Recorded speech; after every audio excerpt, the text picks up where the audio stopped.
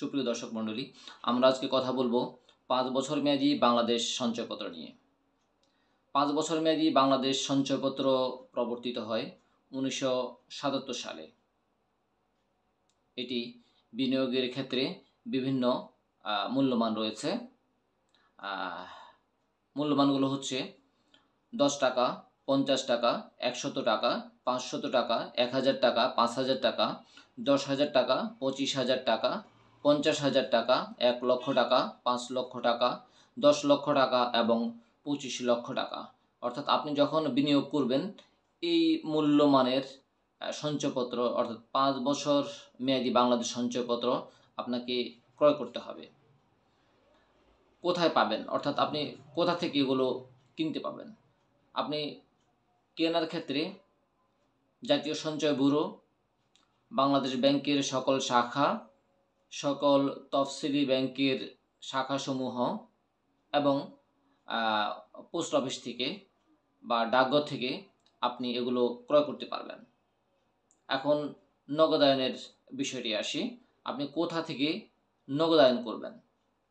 যে যে জায়গা থেকে আপনি কিনতে পারবেন, অর্থাৎ আমি যা উল্লেখ করলাম বিনিয়োগের জায়গাগুলোর ক্ষেত্রে, অর্থাৎ যেখান থেকে আপনি সংগ্রহ করতে পারবেন বা বিনিয়োগের জন্য আপনি যে জায়গাগুলো বা যে জায়গাটি নির্বাচন করেছেন ঠিক সেখান থেকে বা সেই জায়গাগুলো থেকেই আপনি নগদায়ন করতে পারবেন। আমরা আসি এবার 5 বছর মেয়াদী বাংলাদেশ সঞ্চয়পত্রের মুনাফার পরিমাণ নিয়ে। এখানে দুটি স্ল্যাব রয়েছে।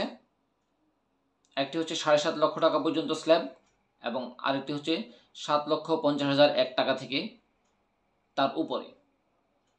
যদি আপনার বিনিয়োগের পরিমাণ 7,50,000 টাকা বা তার নিচে হয়ে থাকে তাহলে আপনি মুনাফা পাবেন প্রথম বছরান্তে 10.13%। দ্বিতীয় বছরান্তে মুনাফার পরিমাণ হবে 10.64%। তৃতীয় বছরান্তে মুনাফার পরিমাণ 11.19%। চতুর্থ বছরান্তে মুনাফার পরিমাণ 11.78% এবং পঞ্চম বছরান্তে মুনাফার পরিমাণ হবে 12.40%। আমরা পরবর্তী স্ল্যাবটিতে আসি। অর্থাৎ আপনার বিনিয়োগের পরিমাণ যদি পরবর্তী স্ল্যাবে অর্থাৎ 7,50,001 টাকা থেকে তার উপরে হয়ে থাকে তাহলে আপনি মুনাফা পাবেন প্রথম বছরান্তে 10.11%, দ্বিতীয় বছরান্তে 10.62%, তৃতীয় বছরান্তে 11.17%, চতুর্থ বছরান্তে 11.75% এবং পঞ্চম বছরান্তে 12.37%।